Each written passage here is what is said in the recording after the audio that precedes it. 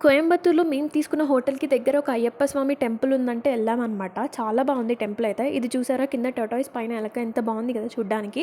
And ఇక్కడ వీళ్ళు దీపాలు ఎలా పెడుతున్నారంటే టెంకాయ ఉంటది కదా!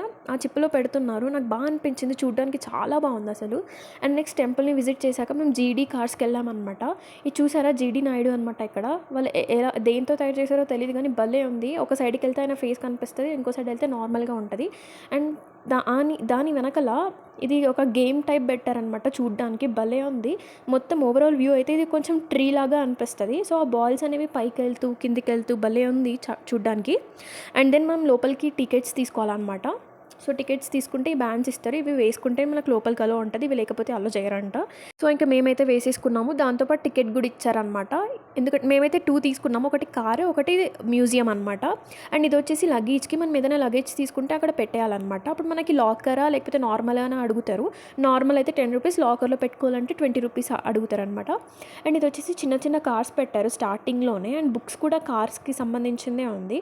స్టార్టింగ్‌లోనే ఇలా మంచిగా ఉందనమాట.